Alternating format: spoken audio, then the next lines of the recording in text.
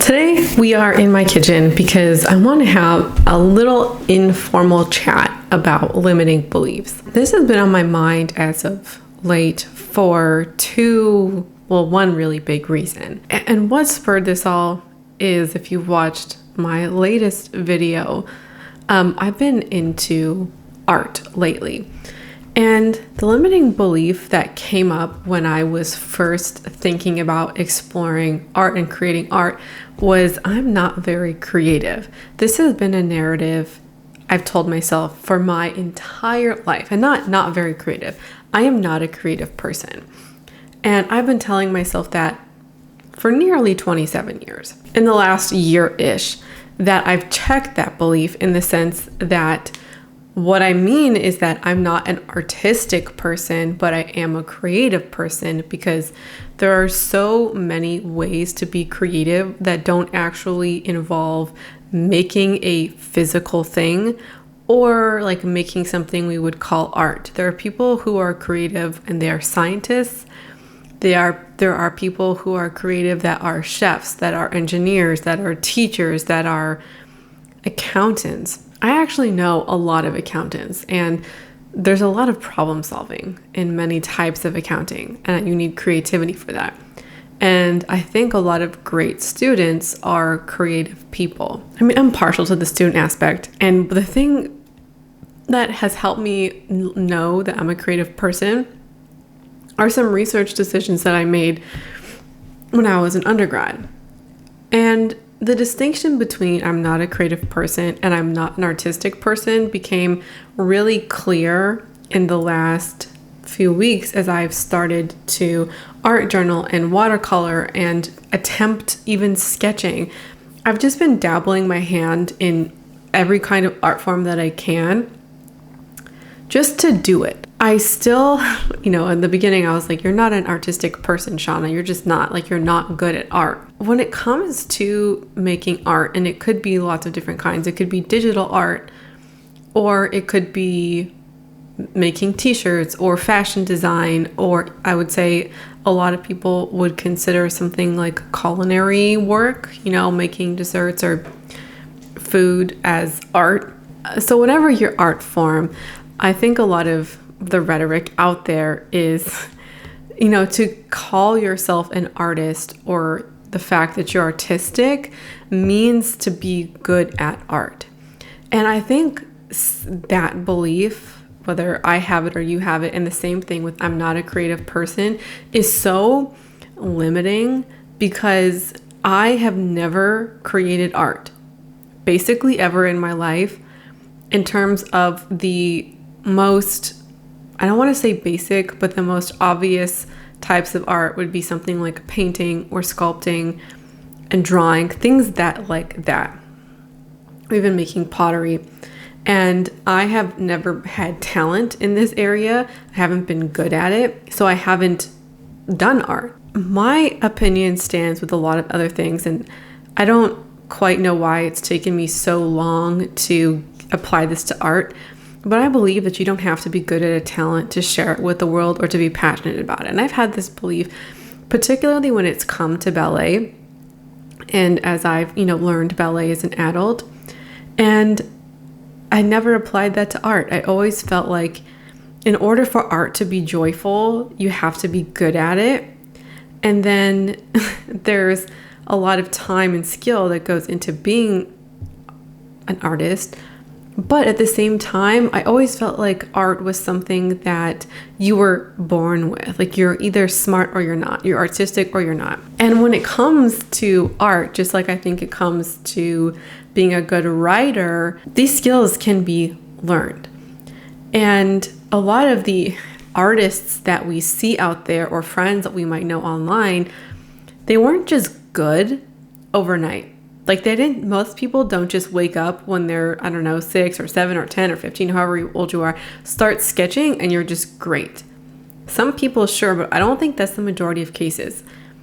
The eye for color or composition, that has to be learned. We can learn these skills as adults. I think there should be more art classes for adults or even more hobby classes for adults. Same thing with dance for adults. They have all these programs for children and early teens, but nothing really for adults in terms of like dancing or photography, any kind of visual arts, including pottery. They have it for younger kids, but not for adults. Or they'll have like one and it'll be acrylic painting. I'm glad that's there, but I wish that there was more, is all I'm trying to say. And I guess the other side of that is you also don't need to be good to get joy from art. And I think that is the more limiting belief here, is art can be truly therapeutic, relaxing, and calming, and can provide so many benefits. And maybe I won't be producing art for my entire life. Maybe it'll just be for a year and that's it. But there are so many benefits to doing art that I've honestly held myself back from because I haven't had natural talent.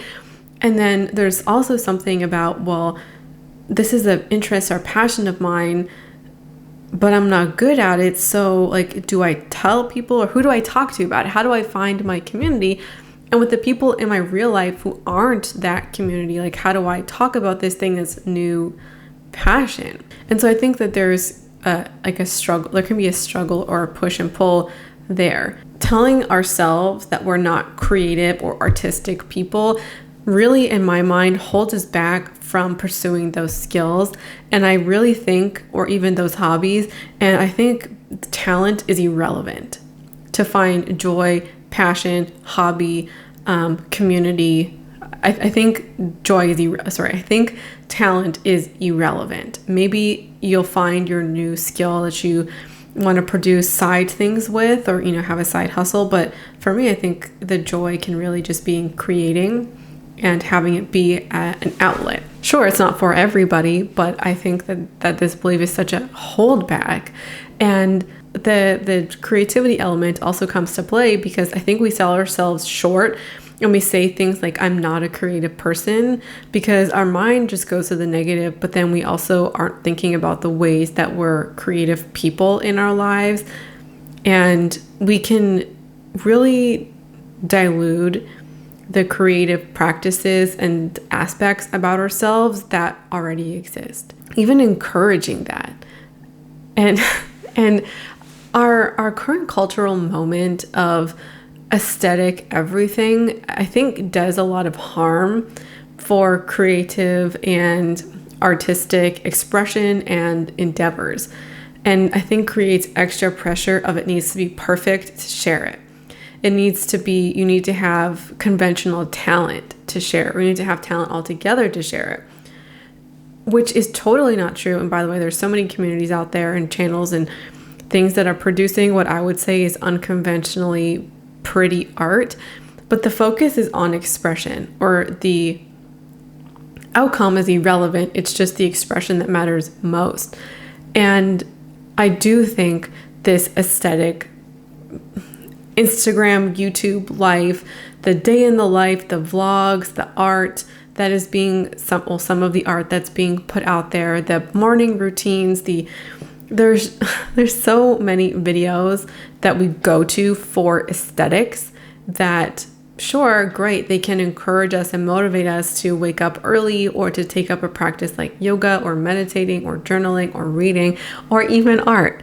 And they can motivate us to do that, or they can inspire us to try something new. But the focus on aesthetic, I think, has also led people to not produce content, even just for the self. I'm not even talking about social media, to not produce art because they're not like that person, because their art isn't aesthetic, or just worrying about the aesthetics as well. And for me, this applies to the way that I've thought about things like my home. I've said so many times, and this has resonated with me. I mentioned in a video, has to be like 5 or 6 months ago now, it could be even longer, where I said that I haven't done any vlogging or much kind of work in my apartment. This is when I lived in my previous place, because it wasn't aesthetic. And so many of you are like, oh my gosh, I resonate with that so much. Maybe you didn't say that like that, but so many of you felt that. So many of you like that feeling that I expressed resonated with you. And I wanted to vlog for a long time. And I've done the occasional vlog here and there. And I just haven't because I'm not a good vlogger. My house isn't aesthetic. I don't have much furniture. My house isn't always clean all the time. I don't feel like I live an aesthetic life. Who would want to watch me? And I think in this respect, first of all, there's like the content creation part, which we'll address second. But the way that I talk about my home or my life, you don't need an Instagram worthy life to have a life well lived and have a life that is joyful and meaningful. I live in this home that like I'm so lucky to live here. And then like in the next breath, it's like, oh, it's not aesthetic enough, or I don't have this kind of furniture, or my lighting's not great. And true, I can say that lighting here is a struggle because I have very little natural daylight. But as you can see, it's possible. There's a reality to living within your means as well. I don't have the furniture that I might want or might be the most aesthetic, but there are so many other people out there who don't either. And it's like, how dare I talk to myself and say that my life isn't good because it's not aesthetic, or my life isn't the best because certain parts of it aren't aesthetic. You don't need to have a beautiful aesthetic photo of you like reading your book for you to have a good experience reading your book. And I think that lens is damaging in itself because I think I've internalized some of these things, and while I've been able to like mention them here or there, I haven't done anything really to address it. But the other thing is that there are so many people out there who relate to this point. Maybe you do, let me know in the comments. Of my life just isn't aesthetic, and that's okay. And I think there's so many people out there who relate to using like a 12-year-old piece of furniture because that's what you can afford. Having a messy place because you don't want to clean it every day, or you're not in the right mental space to clean it every day. Perfectly fine too. You don't have the perfect lighting. And I think that there's an interest in that kind of content as well that feels more relatable and feels more authentic and less curated. Aesthetic, inspirational 6 a.m. morning routine, green smoothie, beautifully lit apartment. I'm 22, living in like an apartment that I bought because I have 400,000 subscribers on YouTube. Like that life is unrelatable to a lot of people, even if it's aesthetic, you know?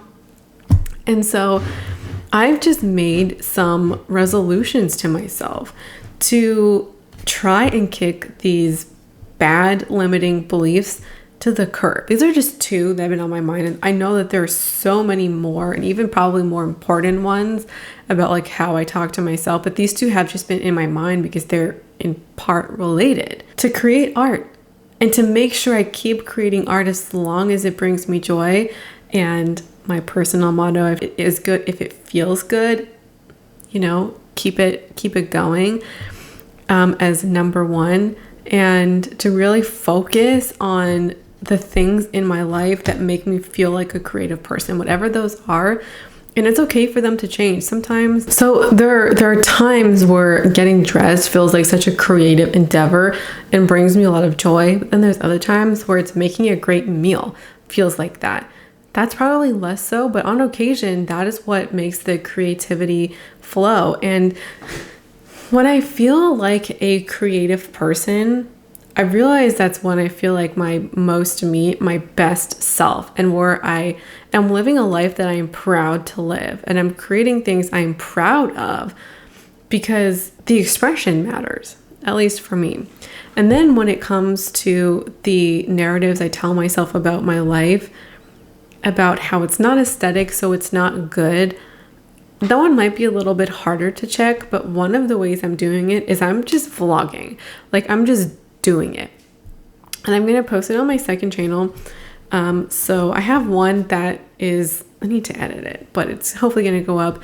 And they're probably not the most aesthetic things out there, but at the same time, you can't get better at something if you don't practice it, number one. But number two, I think what I said when I started my no buy year matters here, is that my life matters because it's mine. And I know that there are people who live non-aesthetic lives who I think can relate to the day-to-day of a literal average person. Editing Shauna here. She's not super sassy today. I totally glossed over this point, but what I was trying to say about my feeling about these things as equivalent to starting my no buy, when I started my no buy, when I started my channel, it was about holding myself accountable, making content because I wanted to, and because I wanted to document my journey. And it was irrelevant if 20 people watched or 100,000 people watched or something in between. That's exactly how I feel about vlogging and documenting my everyday life. I think there's probably somebody who's interested in it, but blowing up on YouTube is not really the goal. It's about creating content that feels good to me, a creative outlet to me. So my life, my daily happenings, and documenting how I'm trying to live my best self, be my best self, like as an average person here in my home, this is real life. Then I think there's other people who can relate to just doing the damn thing, trying your best, just as you are, and that's good enough. So that's the mission behind the vlogs. I also feel like a lot of the vloggers out there are really young, like 19 to 22. And while I'm still in the young category, I'm closer to 30 than I am 20. Like I'm 28 and I'm still young, but the kinds of videos I want to be watching are people who are in my stage of life, or even like somebody who is 30 and still trying to figure out their shit feels really different than somebody who's 20 trying to figure out their shit. It's like graduate from your... Anyways, I'm gonna go there. And in part two, sometimes I get more motivated to do things if I'm like, let me just put the camera on and film it. And I think that a diary of my life is something that I'm interested in keeping and in having. And I'm just really excited to explore this, what I feel like is a new chapter of doing the things I want to do because I want to do them, and living for the creative expression. And I think that there's some specific kind of content where I think, what's the purpose of this, where that question really matters, or even does this really matter? And I think that there's other content out there where it's about creative expression, and that's what this is. I'm feeling lighter, honestly, after sharing some of these thoughts, and hopefully I can get up this video soon, and I would love to hear your thoughts on limiting beliefs and what limiting belief you feel like is just really prevalent in your life right now, or one that has been holding you back. And I'd love to challenge our limiting beliefs together. Thank you so much for watching and hanging out with me in this informal chat. I would love to have you subscribe to the channel. There's gonna be new fun videos coming your way soon, and I really hope to see you again around here soon. Bye.